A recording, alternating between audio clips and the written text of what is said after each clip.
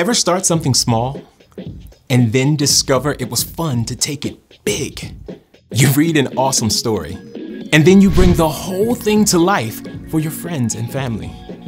You bake a batch of chocolate chip cookies and they taste so good you recruit friends to put on a whole bake sale.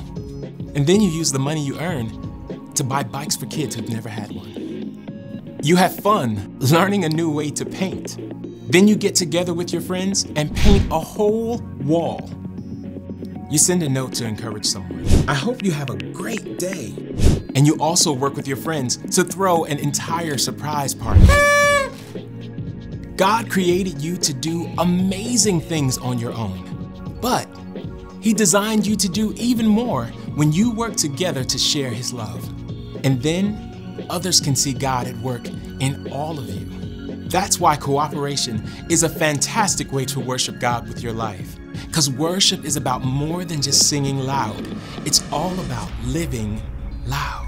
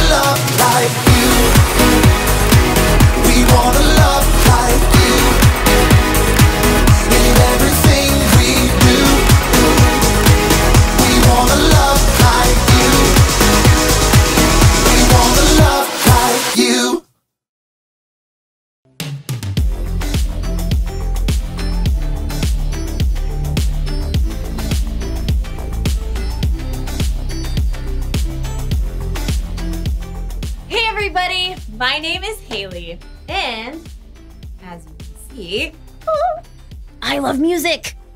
And I mean all kinds of music. Rock music, country music, hip hop. I love it all, but My favorite kind of music is the kind that involves cooperation. Cooperation is working together to do more than you can do alone. Take an orchestra, for example. It takes all kinds of cooperation for an orchestra to come together. They've got strings, woodwinds, brass, and of course, percussion. By themselves, those instruments sound just fine. But when they all play together,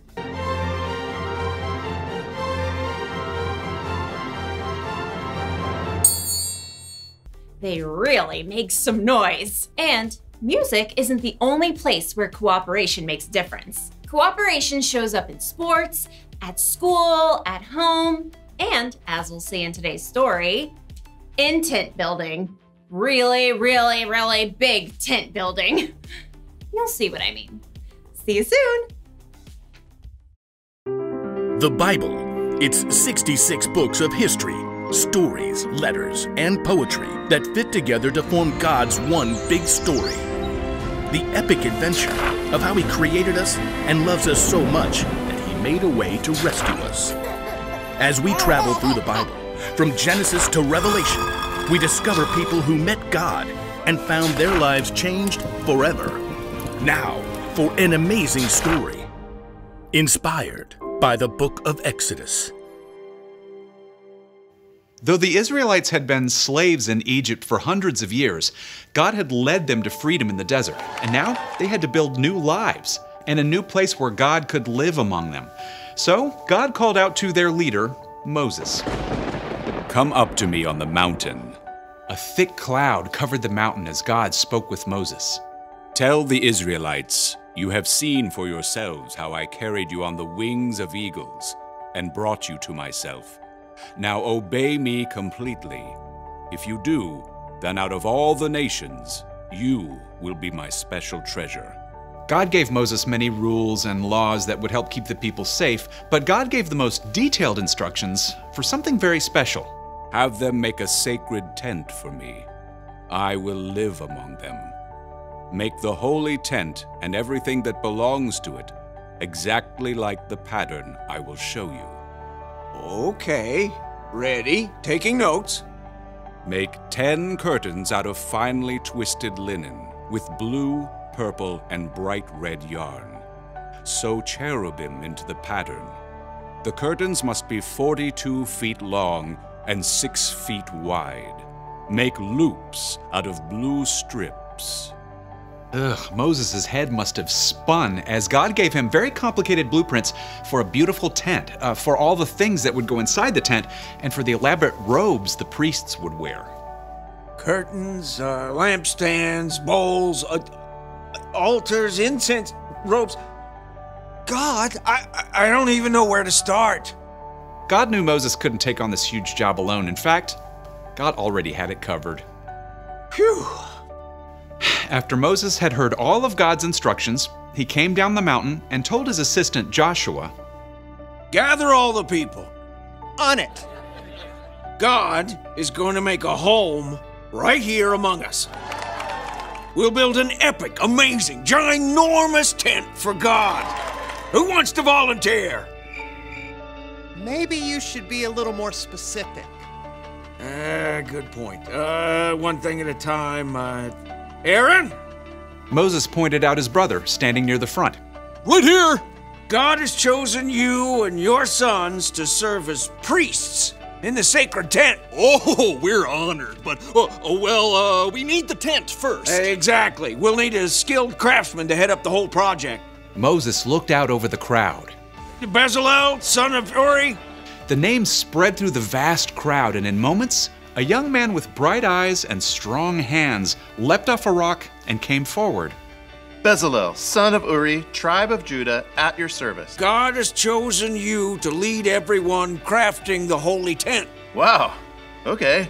Gonna need half a second here. Don't worry. God's filled you with His Spirit, with wisdom, understanding, knowledge, all kinds of skill. You're talking about me? Can you make beautiful patterns in gold, silver, and bronze? Well, yes. Can you cut and set stones? Yep, Work with wood? absolutely. Craft as if Pinterest were already a thing?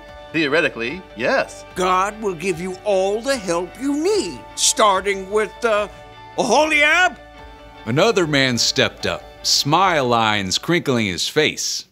Hey, man, that's me. Yeah, God also had chosen you and given you special skill in all kinds of crafts. Oh, totally rad. And to top it off, God has given both of you the ability to teach others everything you know. All right, we're so on it. We'll train up an entire team. There was just one catch. We need to lay in supplies. Yeah, anyone seen a House Depot? How about a tents to go? God will take care of it. We need everyone to help. Please bring an offering for the Lord from what you have. Quickly, people came forward to give to the work of the holy tent. Take these gold earrings and this necklace. I can haul in loads of acacia wood on my donkey. I've been saving this purple yarn. I picked the olives for this olive oil. In fact, the people had brought so much, the workers couldn't use it all. Stop. Please, we have more than enough. So under the guidance of Bezalel and Oholiab, a team of men and women stepped up to create the tent. They carved tables and altars and curtain bases. They crafted golden lampstands and bronze bowls. They spun and wove yards and yards of bright-colored linen curtains. They sewed special robes for the priests and compounded beautiful incense to burn on the altar. At last, the tent of meeting was complete. Moses and all the people gathered together once more. You have done the work just as God commanded. May God bless you all. When everything was finally in place and the priests were ready, a cloud covered the tent, and it filled with the glory of God that everyone could see.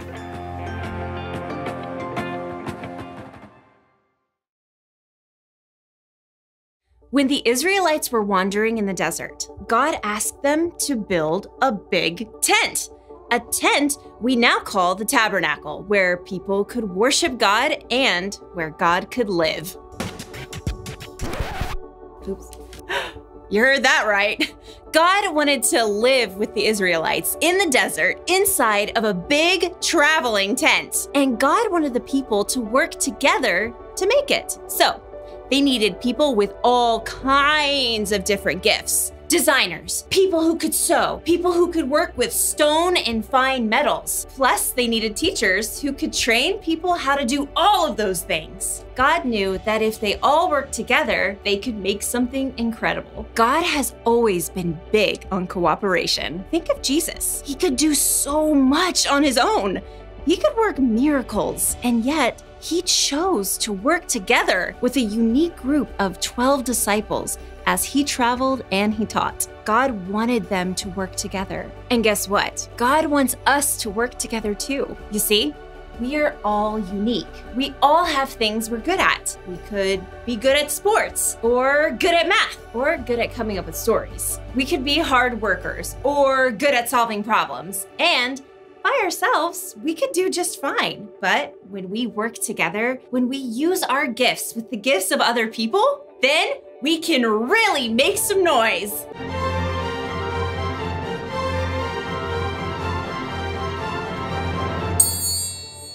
So here's the one thing to remember today. God wants us to work together. Working together helps us get things done faster. It helps us get things done better. Plus, it helps us to grow the relationships with the people all around us. And that is a good thing. Thought we could use a pig finish. I'll see you next time!